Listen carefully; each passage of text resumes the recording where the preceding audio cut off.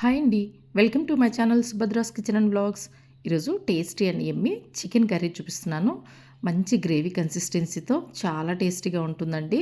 అన్నము, చపాతీ, రోటీ అలాగే దోస, వడలో కూడా మంచి కాంబినేషన్ అండి. డెఫినెట్గా మీకు కూడా నచ్చుతుంది. చాలా టేస్టీగా ఉంటుందండి. చల్లారిన తర్వాత ఈ గ్రేవీ మరింత చిక్కగా అయ్యి చాలా టేస్టీగా ఉంటుంది. సో మరెందుకండి ఆలస్యం, ఈ చిక్కటి గ్రేవీ ఎలా చేసుకోవాలో చూపిస్తాను పదండి. మీరు కన్నా నా ఛానల్ ఫస్ట్ టైం చూస్తున్నట్లయితే please like, share and subscribe my channel. So నేను ఈ చికెన్ గ్రేవీ కోసం ముందుగా కుక్కర్ తీసుకొని సరిపడా ఆయిల్ వేసుకున్నాను. సన్నగా కట్ చేసి పెట్టుకున్నటువంటి 3 ఆనియన్స్ యాడ్ చేసుకుంటున్నాను. నేను 1.5 కిలో చికెన్ తీసుకున్నా కాబట్టి ఇక్కడ 3 ఆనియన్స్ తీసుకున్నానండి. కిలో చికెన్కి అయితే 2 సరిపోతాయి. నెక్స్ట్ ఇందులోనే 2 పచ్చిమిర్చి చీలికలు అలాగే కొంచెం కరివేపాకు కూడా వేసుకొని ఆనియన్స్ను కొంచెం రంగు మారేంత వరకు వేయించుకోవాలి. కరివేపాకు కొంచెం ఎక్కువ వేసుకుంటేనే మనకు కర్రీ అనేది నీచు వాసన రాకుండా టేస్టీగా ఉంటుందండి. చూడండి, ఆనియన్స్ ఇలాగా మగ్గిన తర్వాత ఇప్పుడు ఇందులో శుభ్రంగా వాష్ చేసి పెట్టుకున్నటువంటి చికెన్ వేసుకోవాలి. ఇప్పుడు ఇందులోనే రుచికి సరిపడా ఉప్పు అలాగే పసుపు వేసి మొత్తం అంతా బాగా కలుపుకోవాలండి. అడుగునటువంటి ఆనియన్స్, పచ్చిమిర్చి, కరివేపాకు అంతా కలిసేలాగా బాగా కలుపుకొని మీడియం ఫ్లేమ్లో 3-4 నిమిషాలు ఇలాగా కలుపుతూ ఉడికించుకోవాలండి.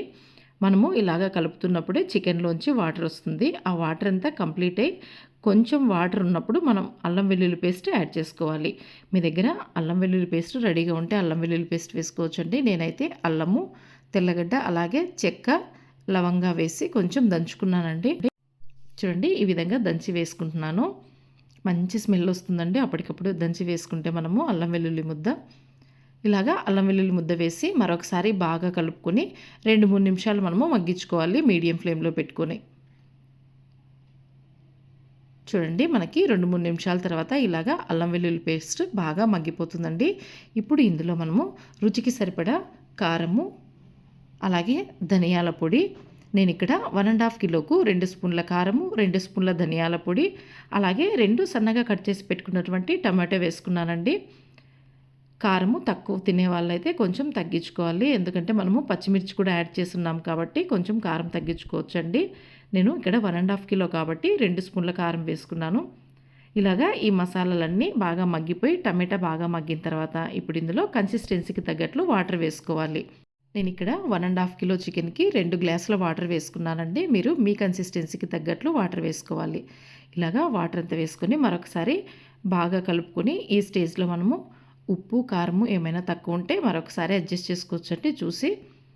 ఇప్పుడు ఇందులో ఫైనల్గా మరి 2 పచ్చిమిర్చి చీలికలు అలాగే కొంచెం కరివేపాకు, కొత్తిమీర వేసి బాగా కలుపుకోవాలండి. ఇక్కడ మీకు పచ్చిమిర్చి కావాలంటే స్కిప్ చేసుకోవచ్చు, లేదు కారం తినే వాళ్ళైతే పచ్చిమిర్చి యాడ్ చేసుకోండి.